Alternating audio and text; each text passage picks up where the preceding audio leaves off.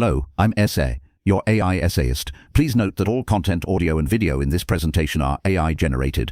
As AI can sometimes produce inaccuracies, I encourage you to verify any factual information presented. With that in mind, let's begin. A profound rupture in political understanding marked the middle of the 20th century. The vocabularies inherited from Aristotle, from Montesquieu, from the entire Western tradition of political philosophy, seemed to crumble into dust before the phenomena of Nazism and Stalinism. These regimes were monstrous, yet their monstrosity eluded the established categories of analysis. The familiar concepts of tyranny or dictatorship proved woefully inadequate. A tyrant, in the classical sense, seeks to monopolize power, to silence opposition, and to secure his rule against rivals. His violence, however brutal, remains within a comprehensible political logic of self-preservation. The new regimes that scored the European continent operated according to a different calculus. They pursued a goal far more radical than the mere suppression of enemies. They aimed to organize entire populations into a force for global conquest, while simultaneously rendering those same populations, as individuals, completely superfluous. The intellectual challenge, then, was immense to forge a new conceptual framework capable of comprehending a form of rule whose ultimate ambition was to transform human nature itself and to eliminate the very possibility of human freedom. It was this challenge that Hannah Arendt confronted in her monumental 1951 work, The Origins of Totalitarianism. Her approach was itself a radical departure from conventional historical explanation. She presented a constellation of historical forces, a structural analysis revealing how disparate elements crystallized into a novel political horror. Her work traces the convergence of three major currents in European history. The first was the emergence of modern political antisemitism, a secular ideology that provided a powerful tool for mass mobilization. This form of antisemitism furnished a totalizing explanation for the anxieties of modern, atomized societies, identifying a single conspiratorial source for all social and economic ills. It created a fictional world of absolute consistency, impervious to the contingencies of actual experience. The second element was overseas imperialism. Arendt identified what she termed a boomerang effect, a chilling process whereby the administrative techniques of violence and dehumanization owned in the colonies of Africa and Asia returned to the European homeland. The experience of ruling over peoples deemed racially inferior and expendable created a blueprint for domination. Bureaucracies accustomed to managing populations as abstract objects and to perpetrating massacres with detached efficiency became the administrative backbone for totalitarian rule within Europe itself. The idea that entire groups of people could be superfluous was a lesson learned far from Berlin in the vast colonial enterprises that treated human beings as raw material. These two historical developments,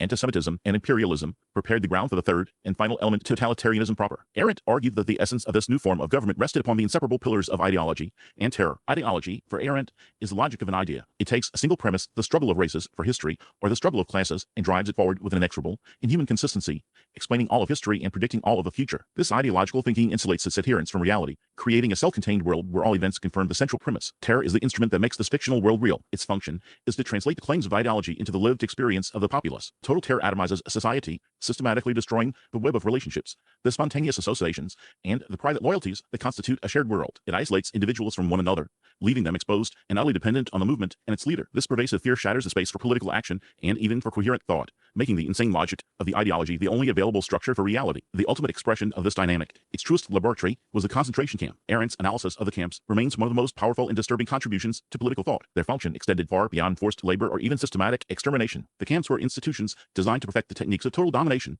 to prove that everything is possible. The process was methodical. First, the camps destroyed the juridical person in man by stripping inmates of all rights and legal status. Second, they destroyed the moral person by creating situations of such extreme complicity and horror that the very distinction between perpetrator and victim, between good and evil, collapsed. Finally, they sought to destroy individuality itself, the unique spontaneity that makes each human a new beginning. Through starvation, torture, and relentless degradation, the regime aimed to reduce human beings to a bundle of reactive reflexes, demonstrating in practice its core belief that human beings are, in the final analysis, entirely superfluous. The camps were the place where the ideological fiction of a world without human freedom became a tangible, ghastly fact. In developing this powerful analysis, Arendt drew upon a deep well of European philosophy, which she repurposed for her urgent political task. She engaged directly with Montesquieu's classical theory of government, which held that each political form is animated by a specific principle: honor in a monarchy, virtue in a republic. Arendt proposed that terror was the very essence of totalitarianism, a constant, dynamic force that keeps the entire apparatus in motion. From her mentor Karl Jaspers, she adapted the concept of grand situation and asterisk, or limit situations. For Jaspers, these were moments of extreme experience, suffering, guilt, death that confront individuals with the ultimate boundaries of existence. Arendt applied this existential lens to the political realm, examining the camps as a limit situation for humanity itself. Furthermore, the phenomenological method of her other formative teacher, Martin Heidegger, shaped her entire approach. She sought to describe with meticulous care the lived experience of totalitarianism, to understand it from the inside as a coherent, if terrifying, world. The impact of The Origins of Totalitarianism was immediate and profound. It reshaped the entire field of political science. Scholars like Karl Friedrich and Zbigniew Brzezinski, in their influential work Totalitarian Dictatorship and Autocracy, formulated their own sociological model of totalitarianism in direct dialogue with Arendt's philosophical, and historical account. They attempted to create a more systematic checklist or syndrome of features, a testament to the challenge her work posed to existing methodologies. Decades later, the sociologist Zygmunt Bauman, in his book Modernity and the Holocaust would build directly upon Arendt's insights into the role of detached, rational bureaucracy in facilitating atrocity. Bauman extended her argument, showing how the Holocaust was an outcome of the instrumental reason and organizational principles at the heart of the modern project, having charted with such terrifying clarity the abyss of human superfluousness. The urgent question that followed for Arendt was what foundations remained upon which a meaningful public life, a life of action and freedom, could possibly be rebuilt.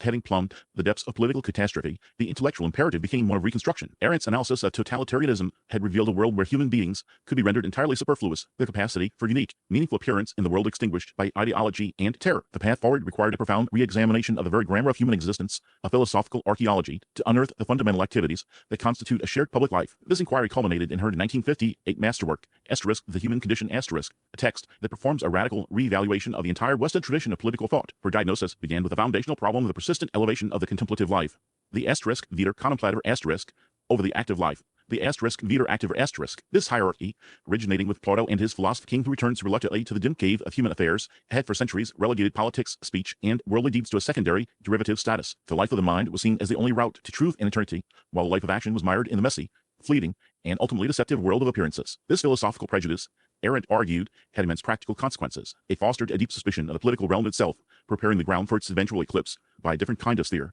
one she termed the social. To counter this legacy, Arendt developed a precise and powerful phenomenological framework, a tripartite division of the vita activa into three distinct, though interrelated, human capacities: labor, work, and action. Each corresponds to a fundamental condition of human life on Earth. First is labor, the activity of the animal laborans the laboring animal. This is the activity that corresponds to the biological process of the human body, its growth, metabolism, and eventual decay. Labor ensures individual survival and the life of the species. Its efforts are directed toward the immediate necessities of life, producing food that is consumed, cleaning surfaces that will become dirty again. The rhythm of labor is cyclical, endless, and tied to the demands of nature. It produces almost nothing permanent, for its products are meant for swift consumption to fuel the life process. And in the ancient world, whose political structure deeply informed Arendt's thinking, labor was the activity of the household, the oikos. It was an activity conducted in private, shielded from the public view, precisely because it was born of necessity. For Arendt, the modern glorification of the laborer, particularly in the thought of Karl Marx, represented a perilous inversion, threatening to make the values of the oikos survival and abundance the organizing principles of the entire political community. Distinct from the ceaseless cycles of labor is the activity of work,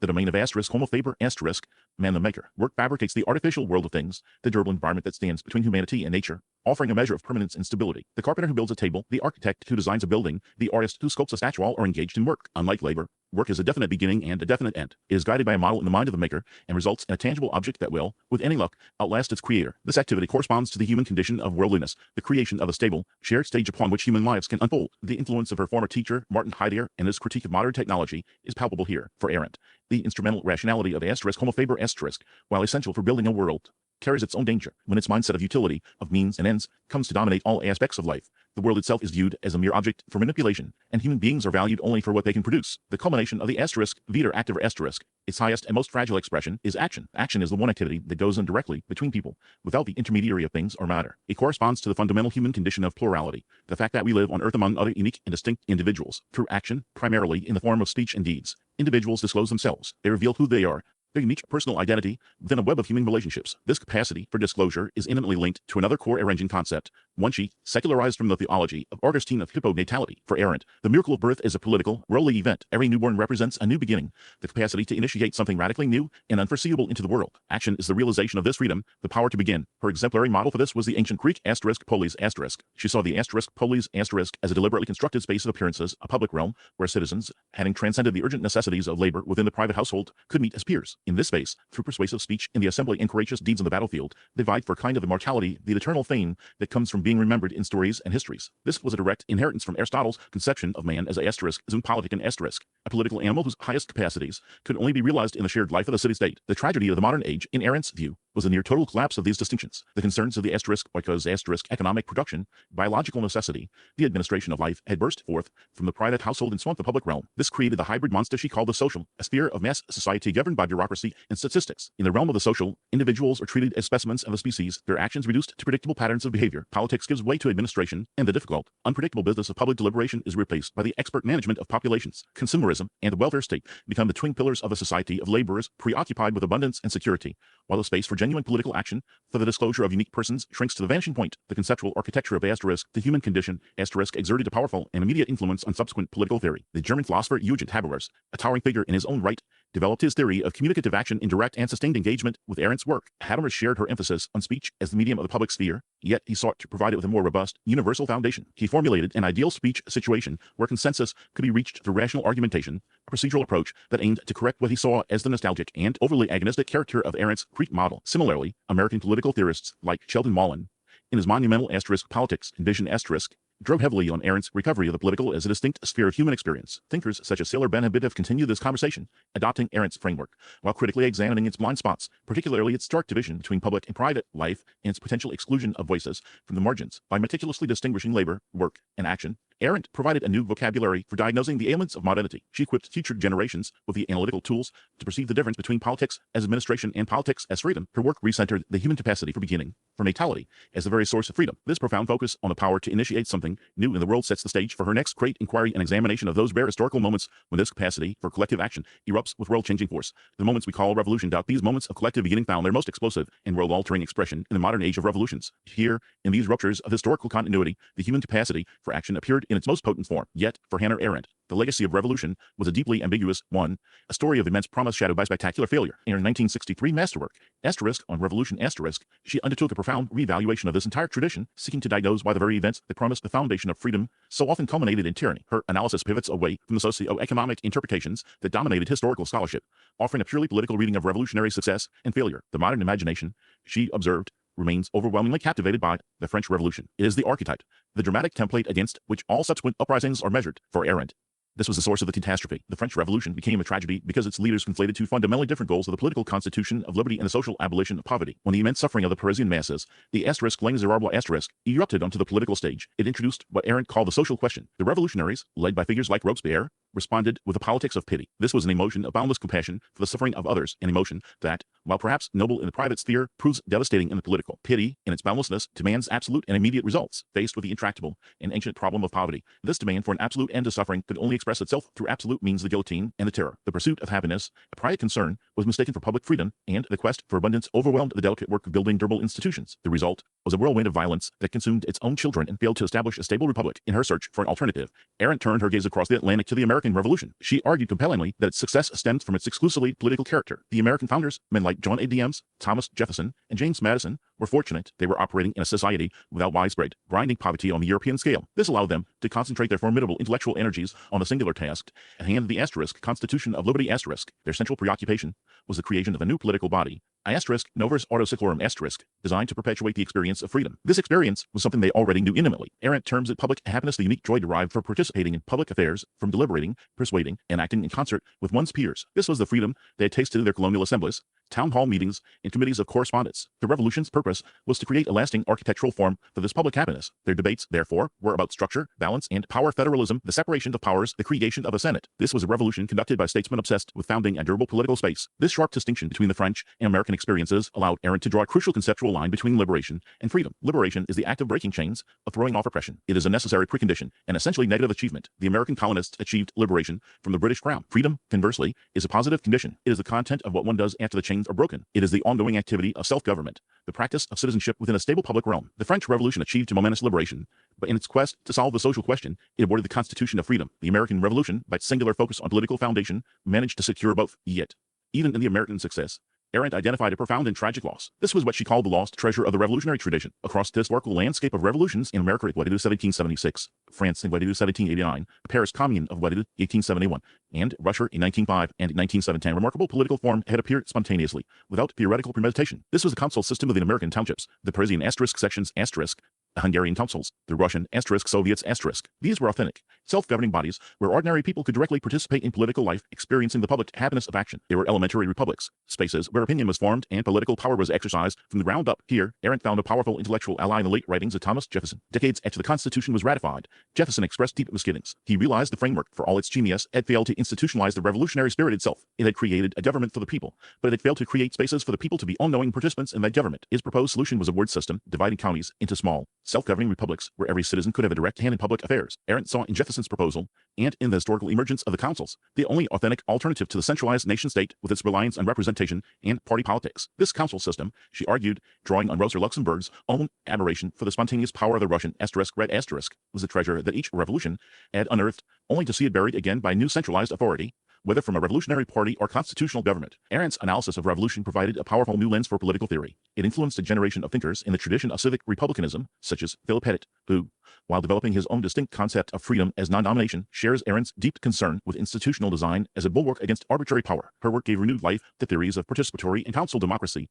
offering a robust philosophical grounding for politics built from the bottom up. She salvaged the idea of revolution from its association with mere violence and social upheaval, reframing it as the ultimate expression of the human capacity to found a political home for freedom. The great question animating asterisk when revolution asterisk is how human beings, acting together, can create and sustain a world that allows for political judgment and meaningful action. It is a question of collective foundation. This very inquiry, however, would soon force her to confront its terrifying inversion. Her study of the grand stage of history, of founders and revolutionaries, would give way to an encounter with a single, chillingly mediocre bureaucrat. This encounter would compel her to examine the catastrophic failure of judgment on the individual level within a system designed to eliminate action and thought altogether. The problem of constituting freedom would be followed by the problem of comprehending a crime that seemed to defy all previous categories of human wrongdoing. The great question animating asterisk on revolution asterisk is how human beings, acting together, can create and sustain a world that allows for political judgment and meaningful action. It is a question of collective foundation. This very inquiry, however, would soon force her to confront its terrifying inversion. Her study of the grand stage of history, of founders and revolutionaries, would give way to an encounter with a single, chillingly mediocre bureaucrat. This encounter would compel her to examine the catastrophic failure of judgment on the individual level within a system designed to eliminate action and thought altogether. The problem of constituting freedom would be followed by the problem of comprehending a crime that seemed to defy all previous categories of human wrongdoing. In 1961, Hannah Arendt traveled to Jerusalem to report for asterisk the New Yorker asterisk on the trial of Adolf Eichmann, the logistical mastermind behind the transport of millions of Jews to their deaths. The world expected the trial to reveal a monster, a figure of satanic grandeur, whose depravity would be as colossal as his crimes. The prosecution, led by Gideon Korsner, worked to construct precisely this image, portraying Eichmann as a fanatical ideologue, a vicious anti-Semite consumed by a lust for power and a deep-seated hatred. What Arendt witnessed in the glass booth, however, was something far more unsettling. She saw a man of astounding superficiality. His speech was a thicket of bureaucratic cliches and stock phrases, what the Germans call asterisk Amtssprech asterisk, or office speak. He spoke of transportation issues, final solutions, and administrative procedures with a pride that was wholly disconnected from the human reality of his actions. He appeared, in her estimation, to possess a genuine inability to think from the standpoint of anyone else. From this direct, personal observation emerged her most famous and fiercely contested concept of the banality of evil. The phrase itself has often been misunderstood as a claim that evil is commonplace, or that Eichmann's deeds were somehow trivial. Arendt's argument was far more precise and disturbing. The evil was banal because the agent of that evil was himself banal. His monstrosity lay in his very normality, his shallowness. The defining characteristic of this new type of criminal was an absolute absence of thought. She gave this condition a specific name asterisk, Chidinchelosagate asterisk, or thoughtlessness. This was a peculiar cognitive and moral incapacity. It was the inability to engage in the silent, internal dialogue with oneself that Arendt, following Socrates, identified as the very essence of thinking. For Socrates, the imperative know thyself meant to live in a state of constant self-interrogation, a two-in-one conversation that examines one's own words and deeds. A person who truly thinks, in this Socratic sense, establishes an inner witness. This witness makes it difficult to live with oneself after committing a heinous act. Eichmann, she concluded, had no such inner witness because he never stopped to think. He simply obeyed orders, followed rules, and spoke in slogans, effectively shielding himself from the reality of what he was doing. This diagnosis was a direct application of her deep engagement with the philosophy of Immanuel Kant, particularly his theory of judgment from the asterisk critique of judgment asterisk. For Kant, judgment is the faculty that allows us to think in the place of everyone else, an enlarged mentality. It is the capacity for what he termed representative thinking to move beyond one's private interests and see an issue from multiple perspectives. Eichmann represented the total atrophy of this faculty. He was, in Arendt's view, incapable of exercising judgment. He substituted it with a blind adherence to the letter of the law, a perversion of the Kantian categorical imperative. He even claimed to have lived his whole life according to Kant's principles, a statement Arendt found both grotesque and revealing. He had twisted the demand for universal moral law into a demand for absolute obedience to the Führer's will, which had become the law of the land. His evil was an administrative massacre,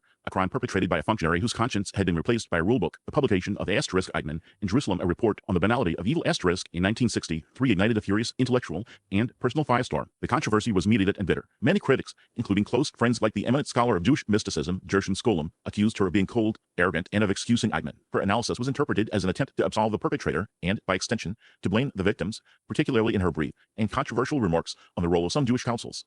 The charge of lacking love for the Jewish people was leveled against her, a deeply wounding accusation for a refugee who had dedicated her life to understanding the political catastrophe that had befallen them. The core of the outrage stemmed from a profound misreading of her central thesis. Her critics believed she was minimizing the horror. In truth, she was identifying its modern, systemic, and perhaps more terrifying source. An evil born of demonic fanaticism is, in a way, comprehensible. An evil born of sheer, vacant thoughtlessness, an evil that can be enacted by any ordinary, ambitious bureaucrat, suggests a vulnerability within the human condition itself. The decades following the controversy have vindicated the power of her analysis. The concept of the banality of evil has become an indispensable valuable tool for understanding modern forms of wrongdoing. The famous obedience experiments conducted by psychologist Stanley Milgram at Yale University, beginning in 1961, provided chilling empirical reinforcement for her thesis. Milgram demonstrated that ordinary individuals would inflict what they believed to be severe pain on an innocent person when instructed to do so by an authority figure, like Eichmann. His subjects were often concerned with performing their task correctly, deferring moral responsibility to the experimenter. Arendt's framework illuminates the psychological mechanisms at play: the diffusion of responsibility within a hierarchy, the power of situational pressures, and the abdication of personal judgment. Her influence radiates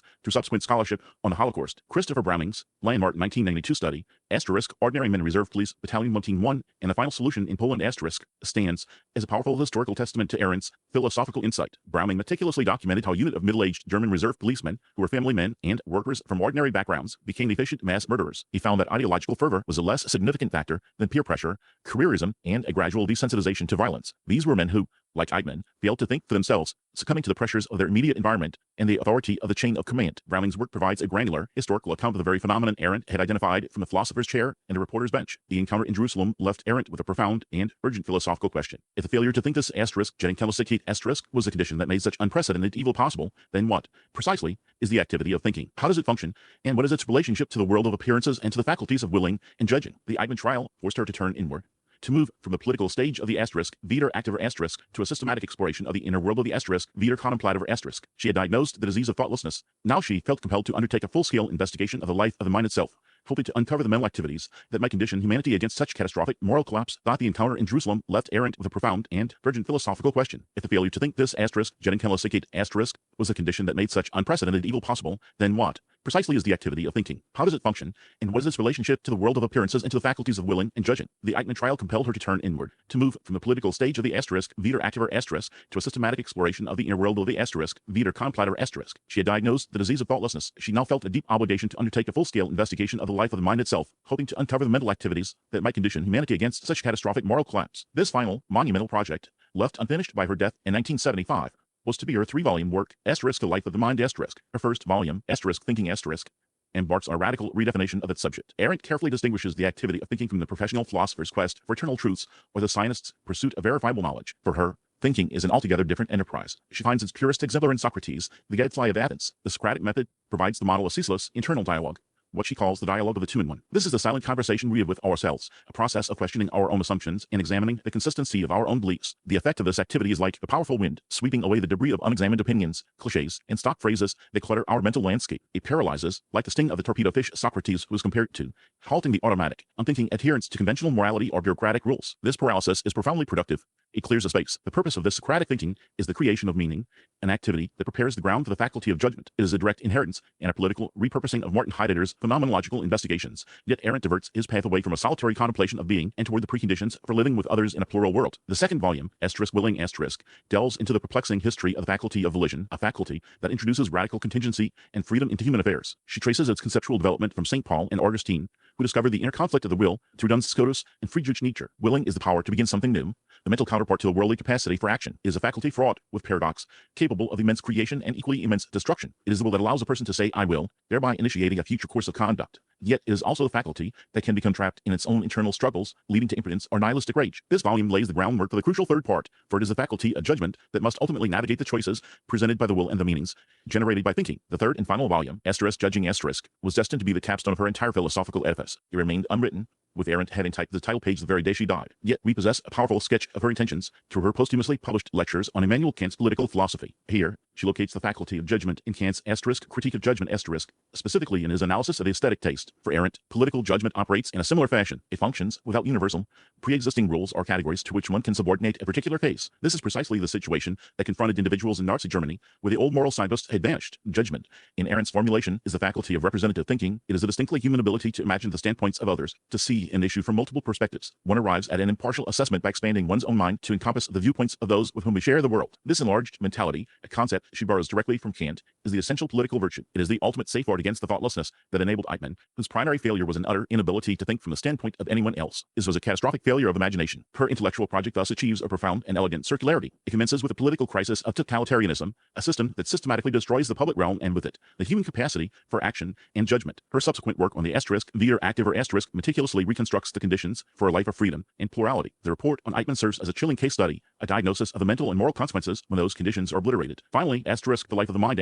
represents her ultimate response, a philosophical attempt to recover and cultivate the inner faculties necessary for political responsibility in a world after the collapse of tradition. She presents a vision where the health of the body politic depends directly upon the vitality of each citizen's inner life, the silent dialogue of thinking, and the imaginative reach of judgment. Hannah Arendt's legacy, therefore, is a powerful summons. She offers few easy answers or programmatic solutions. Instead, she provides a brilliant and enduring set of conceptual tools for diagnosing the pathologies of modern political life. Her work challenges us to recognize that freedom is a demanding, precarious achievement sustained only by the constant, difficult, and shared activity of political thought. From the darkness of the concentration camps to the luminous ideal of the public square, her entire intellectual journey was a testament to the power of the human mind to confront catastrophe, to understand its origins, and to articulate the conditions for a world worthy of human plurality. She calls upon each of us to engage in that soundless dialogue with ourselves, to cultivate an enlarged mentality, and to accept the awesome responsibility of judging for ourselves as members of a common world. This is the unending task she leaves to us, a task as urgent today as it was in the turbulent century she so fearlessly sought to comprehend. We really appreciate you tuning into this AI-powered presentation. Our goal is to push the boundaries of AI in content creation, and your input is invaluable. If there's a particular subject you'd like to see us tackle next, or if you have suggestions on how we could fine-tune our AI's creative prompts, please don't hesitate to leave your ideas in the comments section. We're excited to bring you more unique content very soon.